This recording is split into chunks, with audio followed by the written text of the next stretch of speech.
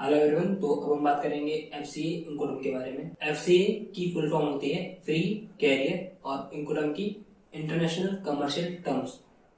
तो एफसीए के बारे में जानने से पहले हम थोड़ा इनकोडम को ब्रीफ में देख लेते हैं। इनकोडम इंटरनेशनल बिजनेस के अंदर एक्सपोर्टर और जो इम्पोर्टर है यानी जो सेलर और जो बायर के बीच में एक डिलीवरी पॉइंट डिसाइड कर, जहां पर आकर सेलर गुड्स की डिलीवरी देता है बायर को, यानी उस पॉइंट पर आकर सेलर माल ट्रांसफर करता है बायर को। इसी की मदद से माल के ट्रांसपोर्टेशन की जो कॉस्ट और जो लायबिलिटी है वो डिसाइड की जाती है, यानी जो कितनी कॉस्ट एक्सपोर्टर बेयर करेगा और कितनी कॉस्ट बायर बेयर करेगा।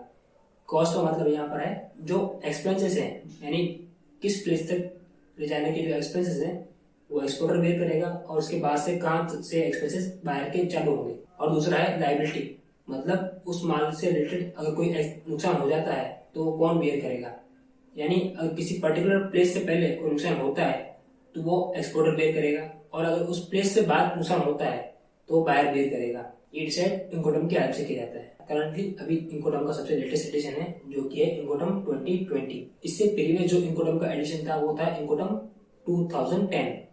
इनकोडम 2020 के अंदर टोटल अभी 11 इनकोडम्स हैं, जिनमें से एक है एफसीए।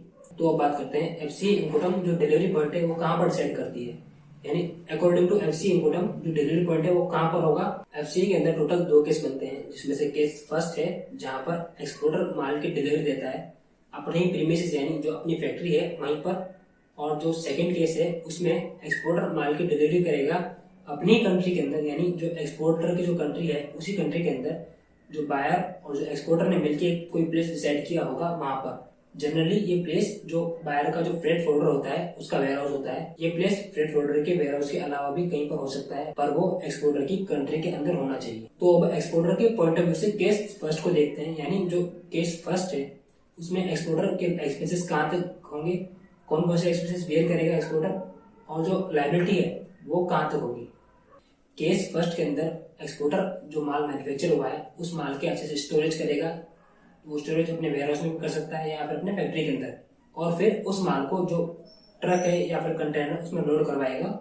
यहाँ तक के जो एक्सपेंसेस है वो एक्सपोर्टर बेयर करेगा, और यहाँ तक की जो लायबिलिटी है वो एक्सपोर्टर की होगी। इसके बाद की जो लायबिलिटी और जो एक्सपेंसेस है, यानी ट्रक में माल लोड होने के बाद जो भी एक्सपेंसेस और जो लायबिलिटी होंगी वो पूरी पूरी बायर बेयर करेगा। तो अब एक्सपोर्टर के पॉइंट ऑफ व्यू से ही केस सेकंड को देखते हैं। केस सेकंड केस फर्स्ट की तरह ही है, पर इसमें जो एक्सपोर्टर के जो एक्सपेंसेस हैं और लायबिलिटी है थोड़ा और आगे बढ़ जाते हैं, यानी जो एक्सपोर्टर की जो एक्सपेंसेस हैं और जो लायबिलिटी है थोड़ी और बढ़ जाती है। तो अब देखते हैं कैसे। जैसा कि केस फर्स्ट में था, एक्सपोर्टर माल की अच्छे से पैकिंग करेगा, फिर उस माल को ट्रक या कंटेनर में लोड करवाएगा। केस सेकंड में ऐसा ही होता है, पर उस माल को ट्रक में लोड करवाने के बाद एक्सपोर्टर उस माल को जो बायर का फ्रेट फोल्डर है जो कि एक्सपोर्टर की कंट्री के अंदर है उसके वेयर हाउस तक पहुंचाएगा। माल को वेयर हाउस पहुंचाने के बाद एक्सपोर्टर की जो एक्सपेंसेस हैं और जो लायबिलिटी है वो ख़त्म हो जाती है, यानी एक्सपोर्टर सिर्फ उस माल को उस वेयर हाउस तक पहुंचाएगा। उसके बाद उस माल को अनलोड करवाने की जिम्मेदारी बायर की है, यानी बायर के फ्रेट होल्डर की है। केस 2 के अंदर हमने ये माना है कि जो डिलीवरी पॉइंट है वो बायर के फ्रेट होल्डर का वेयर हाउस है।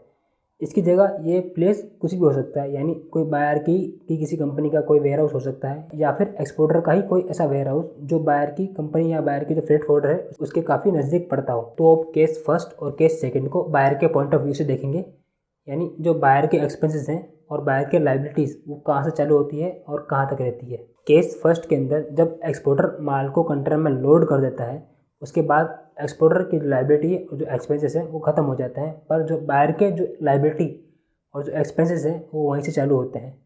यानी उस माल को कंटेनर में लोड होने के बाद अगर कुछ नुकसान होता है तो एक्सपोर्टर का नहीं होगा, वो नुकसान होगा बायर का। तो अब बात करते हैं एक्सपेंसेस की।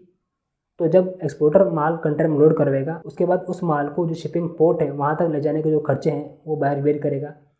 उस माल का जो कस्टम क्लियरेंस करवाना होगा वो बायर करवाएगा। जनरली ये सारे काम बायर के बिहार पर उसका जो फ्रेट फोल्डर है वही करवाता है। उसके बाद उस माल को शिप में लोड करवाएगा, फिर जो शिपिंग फ्रेट है वो बायर देगा। साथ ही जो CHA और जो फ्रेट फोल्डर है उसके जो चार्जेस हैं वो सभी बायर देगा।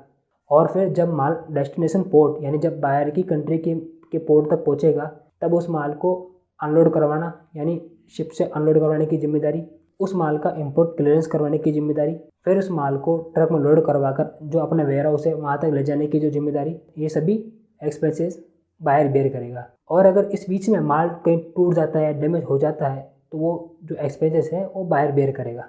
तो अब देखते हैं केस सेकंड में बायर कौन कौन सी एक्सपेंसेस बेयर करेगा। केस सेकंड के अंदर जो बायर की लाइबिलिटी जो एक्सपेंसेस हैं वो चालू होते हैं जब एक्सपोर्टर माल की डिलीवरी करता है बायर के फ्रेट फोल्डर के वेयर हाउस पर। यानी केस फर्स्ट के अंदर जो बायर के एक्सपेंसेस और जो लाइबिलिटी है वो चालू हो रहे थे जब एक्सपोर्टर माल को लोड करा देता है अपने प्रीमिसेस पर केस सेकंड के अंदर वो लाइबिलिटी और एक्सपेंसेस चालू होंगे तब जब एक्सपोर्टर उस माल की डिलीवरी करेगा बायर के फ्रेट फोल्डर के वेयर हाउस तक। यानी बायर के खर्चे और जो लाइबिलिटी है उसमें यही फ़र्क आता है कि एक्सपोर्टर उस माल को जो बायर का फ्रेट होल्डर है वहाँ तक पहुँचाने की और जिम्मेदारी लेता है।